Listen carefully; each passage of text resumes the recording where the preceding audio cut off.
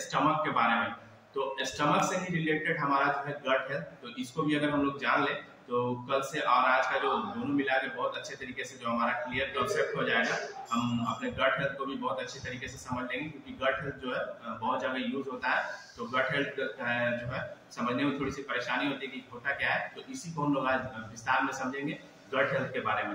तो सबसे पहले जो हमारा जो गैस्ट्रोइंटेस्टाइनल ट्रैक्ट होता है, जिसके बारे में मैं कल बता रहा था आप लोग को, जो हमारा माउथ से शुरू होता है और एनस तक जाता है, उसको जो है गैस्ट्रोइंटेस्टाइनल या जठर पथ बोलते हैं। तो उसी के अंदर में होते हैं माइक्रो ऑर्गेनिज्म।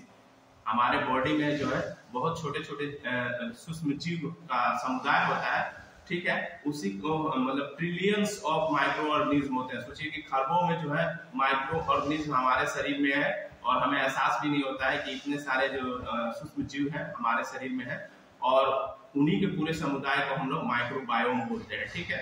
तो गट हेल्थ को बैलेंस करने में जो है हमारा जो एक तरह से कहें तो डाइजेशन को अच्छा रखने में जो है ये छोटे छोटे जीवों का बहुत ही ज्यादा रोल होता है। उसके साथ साथ जो है न्यूट्रिशन का सही तरीके से एब्जॉर्प्शन हो, अवशोषण हो, उसमें भी ये छोटे छोटे माइक्रो ऑर्गेनिज्म बहुत ज्यादा हेल्पफुल होते हैं। और ना सिर्फ ये डाइजेशन में बहुत ज्यादा सपोर्टिव होते हैं, उसके साथ साथ जो है ये आपके इम्यून सिस्टम जो है रोगों से लड़ने की जो क्षमता होती है उसको बेहतर करने में बहुत ज्यादा हेल्पफुल होते हैं।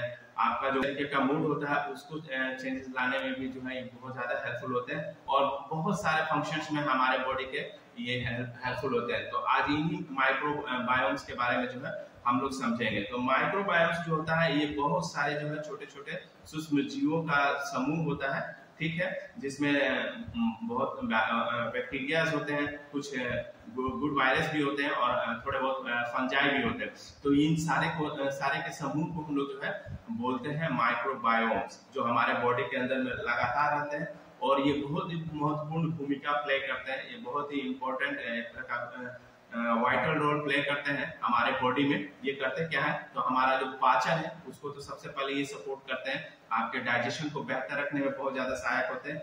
उसके साथ साथ जो भोजन पचता है उससे जो न्यूट्रिशन जो है उसको एब्जॉर्ब कराने में बहुत ज्यादा ये हेल्पफुल होते हैं, ठीक है।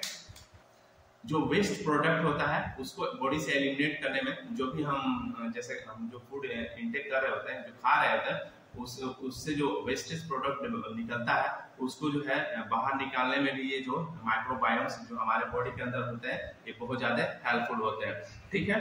तो अगर सोचिए कि माइक्रोबायोम जो है अगर हमारे बॉडी में प्रॉपर मात्रा में ना हो तो उससे क्या क्या इम्पैक्ट हो जाता है। तो सबसे पहले तो आपका जो डाइजेशन जो है, जो पाचन क्रिया है उसमें प्रॉब्लम आने लगती है। डाइजेशन जो होता है उसमें इश्यू होने लगती है, तो एक तरह से समस्या आने लगती है। उसके साथ साथ जो है ऑटो इम्यून डिसऑर्डर होने लगता है। कहने का मतलब जो हमारा इम्यून सिस्टम है वो क्या करता है, जो हमारे बॉडी में अच्छे अच्छे जो सेल्स है उसको भी वो डिस्ट्रॉय करना शुरू कर देता है। तो ऑटो इम्यून डिसऑर्डर कहने का बेसिकली मतलब यही है कि हमारा इम्यून सिस्टम है वो रिकॉग्नाइज ही नहीं कर पाता है कि कौन जो है पैथोजन है और कौन हमारा खुद का सेल्स है। तो होता क्या है कि जो गुड सेल्स हमारे बॉडी में होते हैं उसको भी वो डिस्ट्रॉय करना शुरू कर देता है। उसी को हम लोग ऑटो इम्यून डिसऑर्डर बोलते हैं, ठीक है। उसके साथ साथ जो है अगर माइक्रोबायोम की जो आपके बॉडी में अगर कमी रहे तो आपको जो है मेंटली प्रॉब्लम भी हो सकता है, मानसिक तौर पर भी आपको जो है समस्या देखा जा सकता है, ऐसा नोटिस किया गया है।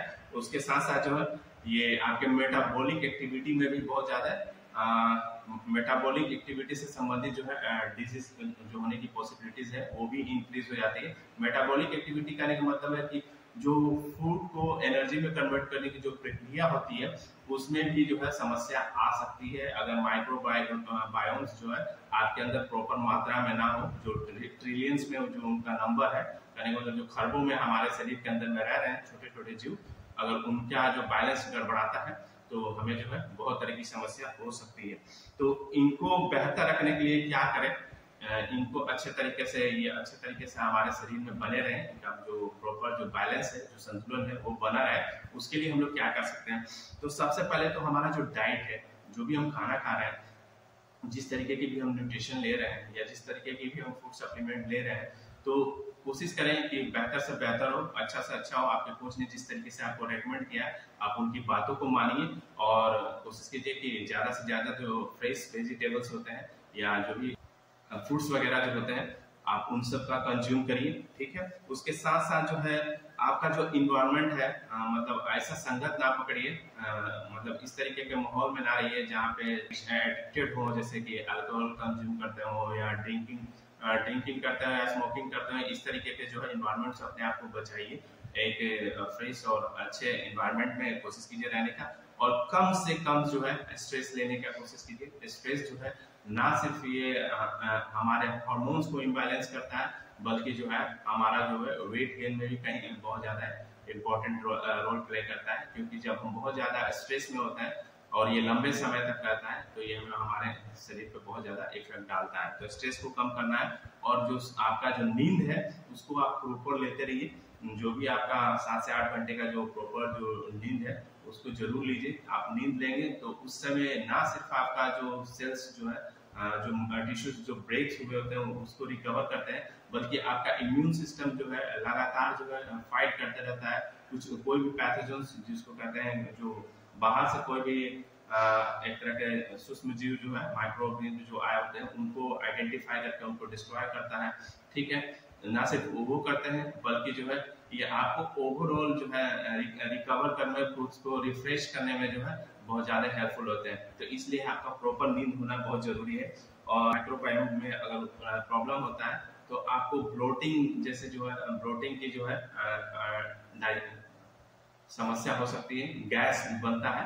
ठीक है, उसके साथ साथ जो है कॉन्स्टिपेशन जिसको हम लोग कब्ज बोलते हैं या गैस की जो समस्या होती है ये सब भी होता है। आप जो है अगर आपके माइक्रोबायोम्स बहुत अच्छे तरीके से ना हो और प्रॉपर जितने बैलेंस में उनको चाहिए उतना अगर वो नहीं होते हैं तो आप थके से भी महसूस करेंगे, इरिटेशन होगा, एक तरह से चिड़चिड़ाहटपन भी आपके अंदर में होगा।